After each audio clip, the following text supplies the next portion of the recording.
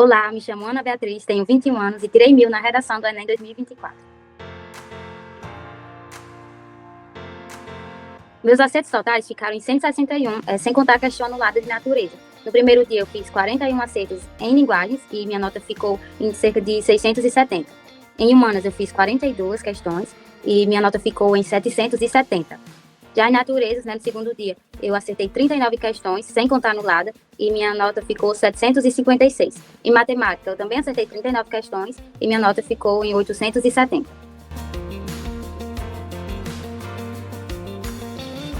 Minha rotina, ela começava logo cedo, às 6 horas da manhã. Então, eu acordava, tomava meu café e ia para o cursinho, porque as aulas começavam às 7 horas. Então, eu assistia às aulas, eu gostava muito de, mesmo tendo esses anos todos de cursinho, foram 3 anos anteriores de cursinho, mas mesmo assim eu gostava muito de assistir às aulas, de prestar atenção, ter esse foco no momento, mas eu também buscava fazer questões durante a aula. Então tinha todo esse cuidado, de ver bem a teoria, mas sempre aliado ali aos exercícios. Minha rotina, ela começava logo cedo, às 6 horas da manhã. Então eu acordava, tomava meu café e ia para o cursinho. Minha aula terminava às 1 hora da tarde e eu ia para casa. Como eu morava sozinha, eu tinha ainda que cozinhar, fazer meu almoço e tudo mais. Então eu conseguia voltar a estudar por volta das 3 horas da tarde. Meu estudo era principalmente focado em questões, em resolução de exercícios. E também na correção dos simulados que eu fazia.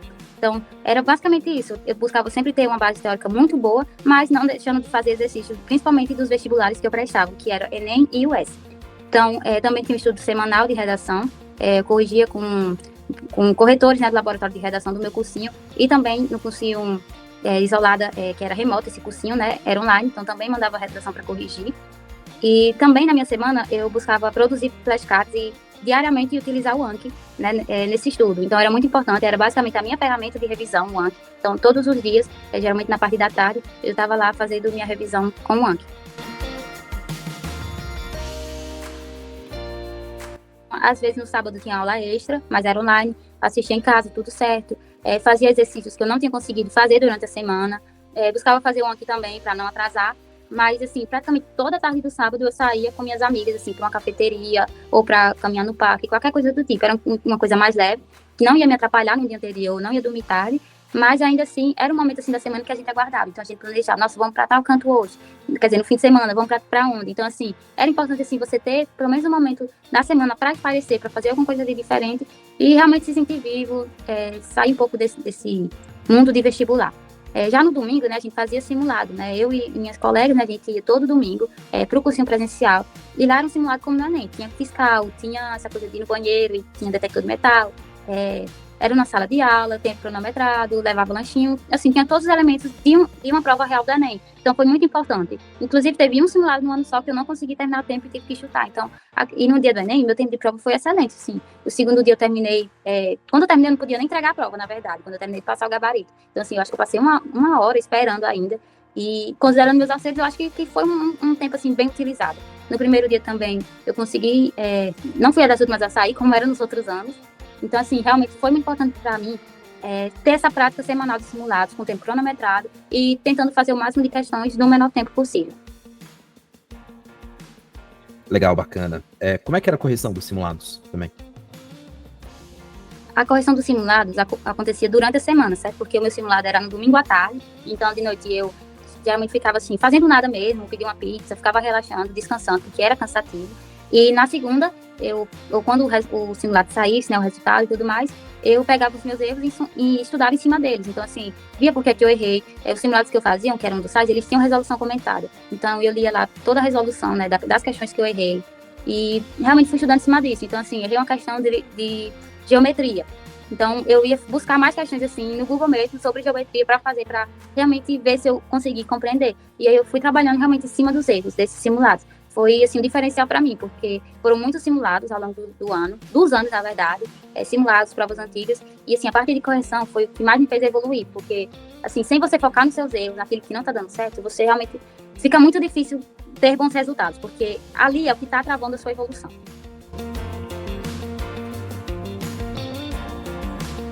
Buscava estudar primeiramente os assuntos que foram dados no cursinho, certo? Então, tinha uma ordem de prioridade, principalmente fazer logo as questões de matemática e de natureza, porque nem sempre eu tinha tempo de fazer as de humanas, e como eu já tinha uma bagagem melhor, eu podia deixar um pouco mais de lado, porque realmente o meu foco esse ano foi natureza, foi a área em que eu realmente precisava evoluir mais. Então, eu fazia as questões da apostila e, caso eu sentisse necessidade de buscar por fora, eu também pesquisava na internet mais questões, né? Existem muitas plataformas aí de resolução de exercícios, então eu usava essas ferramentas mesmo. O livro físico, eu gosto muito, né, de apostila, essa questão de você escrever, de você marcar, mas também na internet essas plataformas ajudam bastante para você complementar o seu estudo.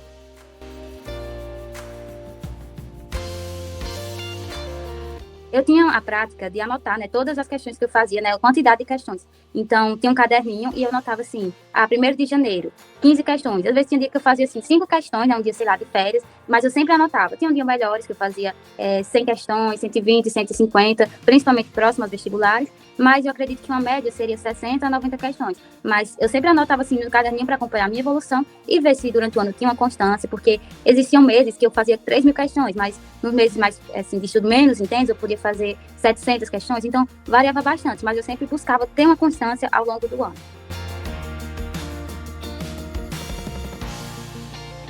Flashcards eu priorizava uso e natureza, né? Então sempre começava por física, química e biologia, porque às vezes atrasavam, acumulavam, mas minha prioridade realmente era essa área, porque faz muita diferença, né, devido aos pesos para a medicina. De matemática eu não tinha tantos flashcards assim, porque eles eram principalmente teóricos, e matemática é mais prática, seria mais focada em resolução de exercício mesmo, mas em biologia, por exemplo, era muito importante fazer os flashcards para realmente fixar essa teoria. Então, a maioria assim, dos meus flashcards, acredito que 80% eram da área de naturezas. E eu usava o algoritmo mesmo, de revisão espaçada que o próprio Anki oferece. A estratégia de provas no simulado, né, era basicamente abrir a prova e ir logo no tema. Então, logo que eu vi o tema, eu circulava as palavras-chave, né, porque eu não deixava de colocar todas as palavras-chave naquele texto e eu também buscava botar logo na introdução. Então, assim, eu botava herança africana, Brasil e desafios. Era muito importante ter, assim, para o corretor ver que eu consegui compreender o tema, que eu fiz a total abordagem, certo? Então, eu fazia meu projeto de texto, né? Eu buscava, assim, repertórios na minha cabeça, ou procurava na própria prova de humanos, né? Alguma coisa que me remetesse ao tema. E fazia, assim, várias anotações, assim, não precisava ser organizado de início, era realmente o que me via à cabeça quando eu pensava naquele tema. Então, após isso, eu fazia meu projeto de texto. Então, na introdução, eu vou usar tal repertório e minha tese vai ser essa e essa. No meu desenvolvimento 1, vou falar de tal tese e vai ser esse repertório aqui. Fazer a mesma coisa no desenvolvimento 2 e para a conclusão também. Então, eu via se meu texto fazia sentido, se realmente estava legal e ia para as questões. Fazia 15 questões de humanos, que era a minha área favorita do Enem, e depois eu fazia 15 de linguagens. Depois disso, eu voltava e fazia a introdução e o desenvolvimento 1. Então, assim, eu sempre ia intercalando as provas entre si, até porque ficava menos cansativo. E quando eu voltava na redação, eu conseguia reler e encontrar algum erro, alguma coisa que não estava muito legal. Então, eu voltava para fazer mais 15 de humanos, 15 de linguagens e terminava a minha redação. Aí, 15 de humanos, 15 de linguagens e passava a minha redação a limpo. Depois de passar a limpo, eu ainda reli essa redação e foi basicamente isso, assim, mas não é algo que só de você fazer que você vai conseguir um bom resultado, né? Realmente veio da prática, foram simulados quase toda semana durante o ano, nem todos eu era tão bem. E eu acredito que para a estratégia de prova você precisa muito testar a sua. Então não é porque eu estou falando que isso deu certo para mim que vai dar certo para todo mundo. Então realmente testa. Se um bloco, por exemplo, de 30 questões não fica melhor para você, para mim não era porque eu me sentia muito cansada. Então assim, 15 questões de linguagem seguidas para mim já era assim matando, porque eram textos longos. Então realmente eu buscava intercalar a prova para se tornar menos cansativa e treinar realmente de forma presencial, sentado na cadeira, porque aquelas são as condições de prova. É cansativo, é uma prova extensa. Você lê muito, você força muito sua cabeça, mas o simulado ajuda muito a se preparar para essas condições.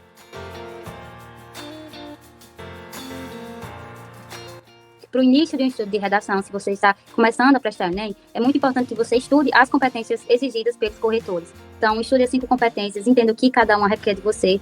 Você pode pesquisar a cartilha, né, do corretor, que é disponível gratuitamente, né, o INEP disponibiliza. Então, é uma cartilha mais longa, mas se você der uma olhada, se você estudar, você vai entender um pouco mais sobre o que o Enem exige de você nessa prova.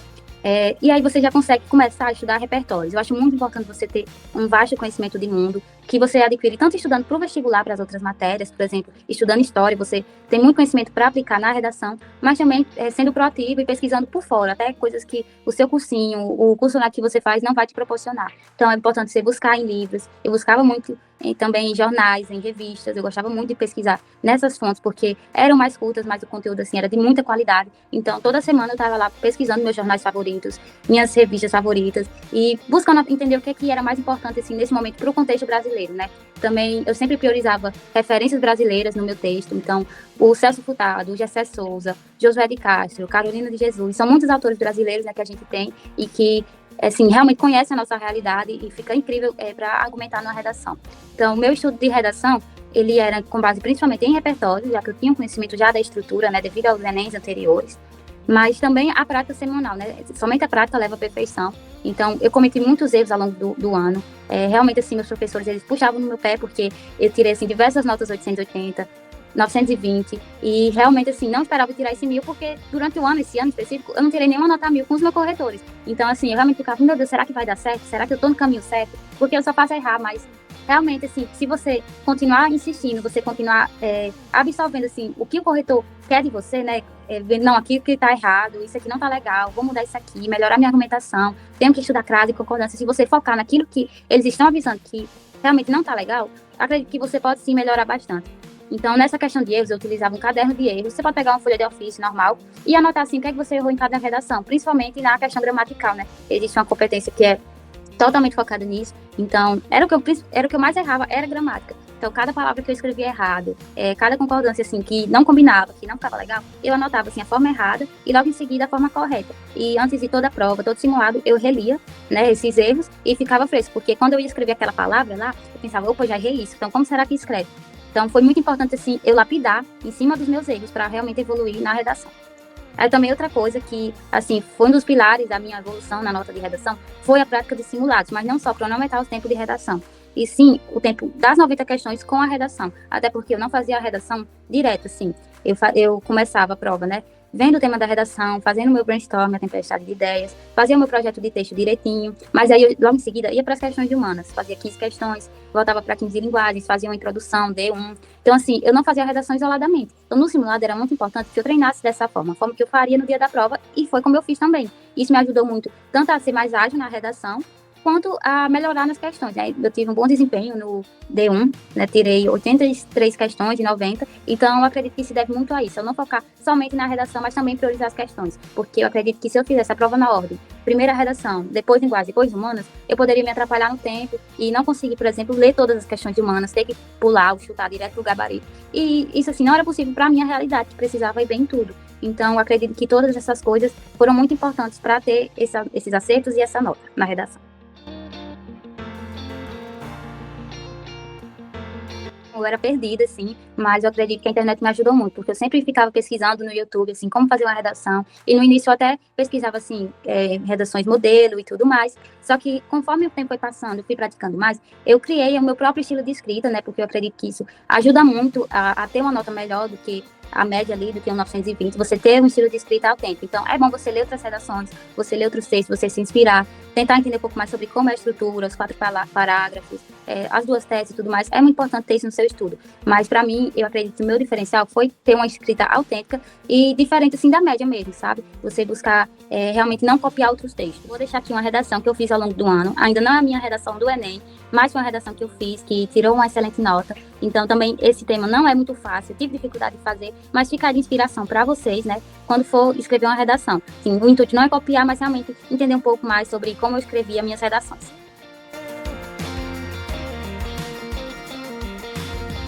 Só no meu primeiro Enem, que estava no primeiro ano de ensino médio, foi minha primeira vez fazendo como treineira e eu tirei 700. Mas no segundo ano de ensino médio, por exemplo, eu já tirei 960. E desde então eu venho tirando 920 e mais.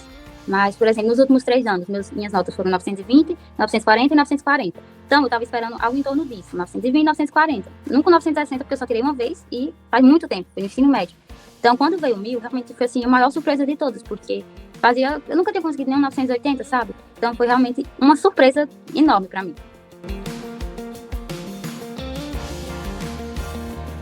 Meus erros, eu percebia que eles ocorriam principalmente porque eu não relia minha redação antes de entregar. Eu escrevia meu texto, eu tinha um pouco de vergonha dele, então eu dizia, não vou reler aqui, vou deixar assim do jeito que tá, e entregava. Quando eu ia reler, eu errava coisas muito bestas, como esquecer um ponto final num parágrafo, ou esquecer um acento de uma palavra que eu sei onde vai o acento. Então, realmente eram erros bobos, mas eu pensava, não é porque é bobo que eu posso cometer, porque eu tô perdendo ponto aqui. Se isso acontecer no Enem, vai ser ainda pior, sabe? Perder ponto por coisa besta. Então, principalmente na competência 1, eram erros completamente evitáveis. Então, por isso foi muito importante eu mudar isso e reler minha redação. Tanto que no Enem, né, no dia oficial, eu reli minha redação assim, umas 3 vezes para realmente assim, ver se estava tudo ok, se a gramática estava perfeita, porque realmente é uma dificuldade da maioria das pessoas, né?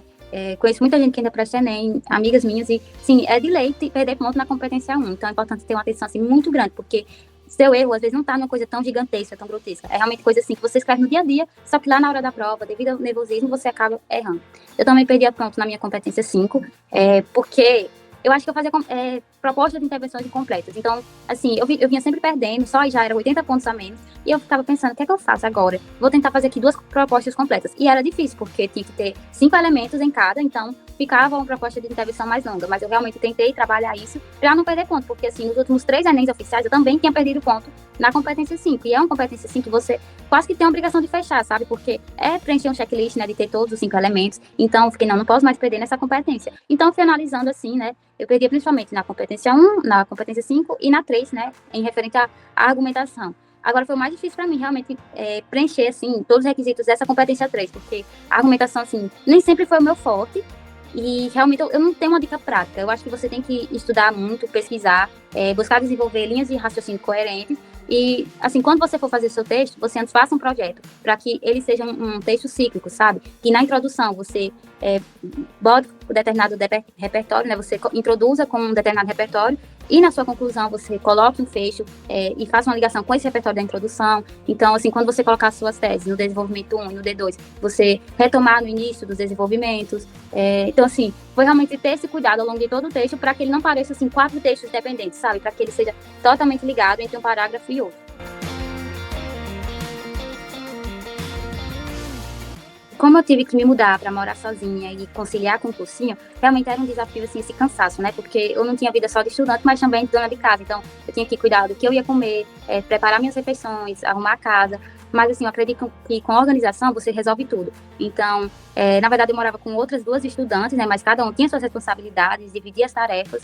E, realmente, o maior desafio foi esse cansaço, né? De chegar em casa e você ainda ter que preparar o que você vai comer. É realmente um privilégio você não ter que fazer isso. Mas, assim, sou muito grata às oportunidades que eu tive. E foi necessário para realmente eu conseguir evoluir nesse ano, assim, ter mais responsabilidade, mais disciplina e principalmente valorizar o tempo que eu tenho para estudar. Então, eu acredito que se eu ficasse muito livre, assim, tivesse todo o dia para estudar, todas as horas disponíveis, eu não valorizaria tanto quanto eu valorizei esse tempo de estudo. Então, quando eu sentava para estudar, quando eu conseguia esse tempo, eu realmente ficava lá focada nessa atividade, porque eu sabia que depois dela eu teria que fazer outras coisas.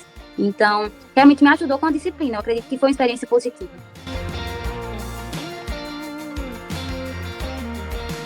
Antigamente eu estudava em casa, foram 3 anos estudando em casa, uma parte foi na pandemia e era muito solitário. E estudar por si só é um processo solitário. Então, assim, eu não tinha, assim, muitas amizades, eu nunca fui de sair de casa. Várias vezes eu deixei de viajar com minha família, por exemplo, de ir para festa, para aniversário. E isso acabou me distanciando um pouco das pessoas. Mas em 2024 eu consegui retomar isso na minha vida e ser muito mais feliz, ter um ano muito mais leve. Eu fiz cursinho presencial, então eu tinha colegas ali ao meu redor, fiz amizades, também morava com outras estudantes, inclusive com uma amiga minha que eu já conhecia. Ela fez essa mudança comigo, então assim, foi um ano muito menos solitário.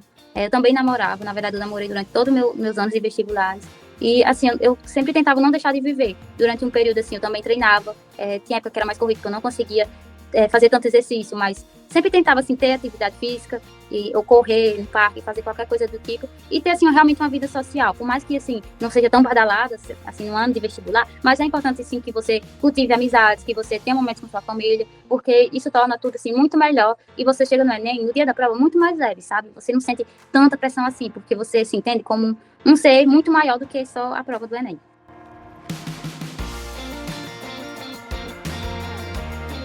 Para atingir esse resultado, né, eu tive que realmente mudar em mim muita coisa. Mas eu acho que uma das coisas mais importantes a ter realmente nessa trajetória de estudo é a humildade, assim, para entender em que lugar você está e aonde você quer chegar. E, assim, realmente dar atenção aos conteúdos, sabe? Tem muita gente que começa a estudar, que acha que vai ser rápido, que acha que vai ser fácil, com um ano de cursinho assim vai conseguir. E nem sempre é assim. Então, você realmente precisa ter essa humildade para entender que não, vai levar tempo. Mas, assim, vou fazer tudo que for necessário para chegar lá. Então, o que mudou muito para mim foi, assim, realmente, depois de vários anos, voltar a valorizar a teoria, a valorizar boas aulas aprofundadas, né? Então, assim, eu ia pro cursinho e eu assistia às aulas de matemática básica, de assuntos iniciais, assim, ecologia, porque eu sabia que aquilo era importante. Por mais que eu já tivesse feito, assim, centenas de questões daquele conteúdo, era importante estar na aula, tentar absorver alguma coisa ali de valor que o professor tivesse a dar.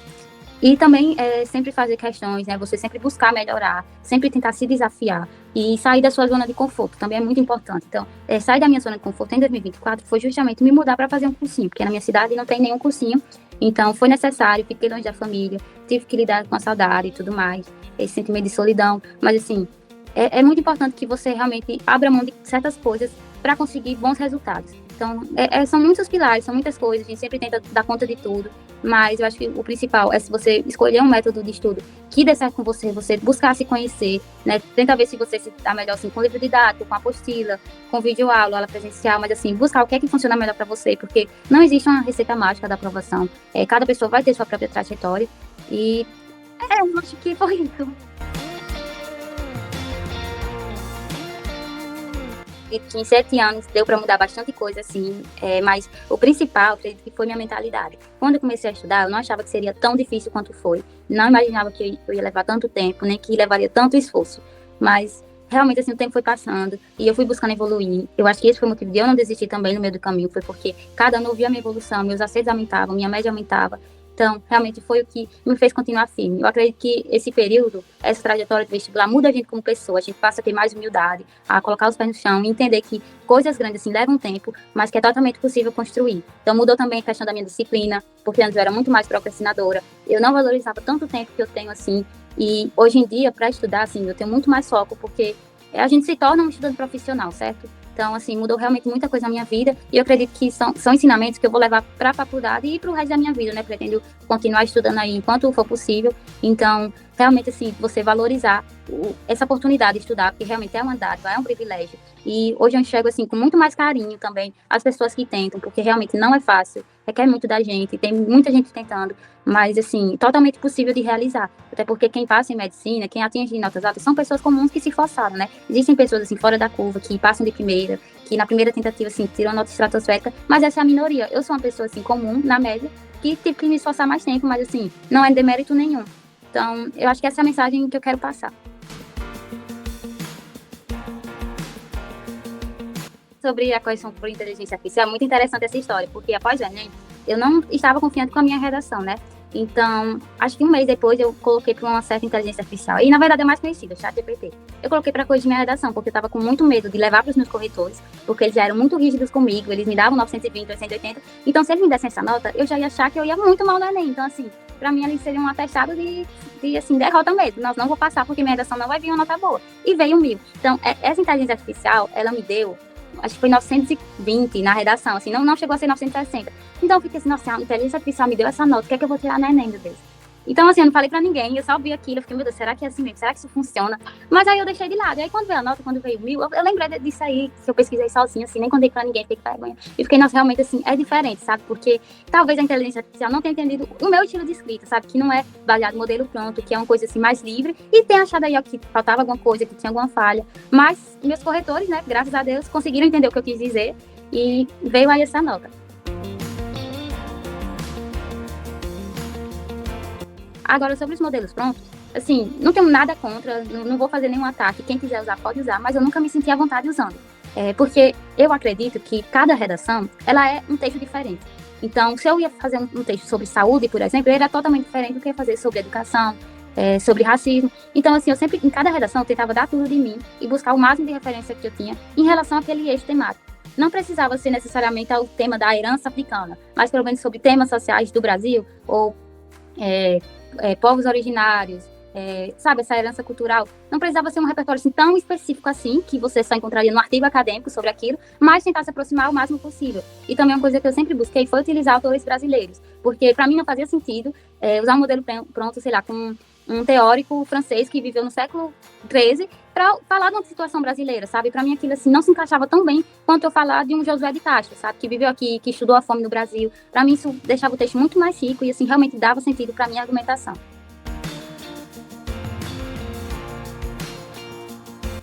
A pessoa, para ser aprovada, ela precisa ter uma mentalidade muito boa e muito positiva. Não dá para ficar achando assim que tudo vai dar errado, que você não vai conseguir evoluir. Você sempre tem que pensar coisas boas, que você vai estar no lugar que você deseja estar, você vai passar no seu curso dos sonhos. Então é muito importante que, assim, por mais que você não tenha chegado até lá, você se mentalize, você se imagine assim, cursando aquela faculdade, sabe, tendo aquela rotina dos seus sonhos.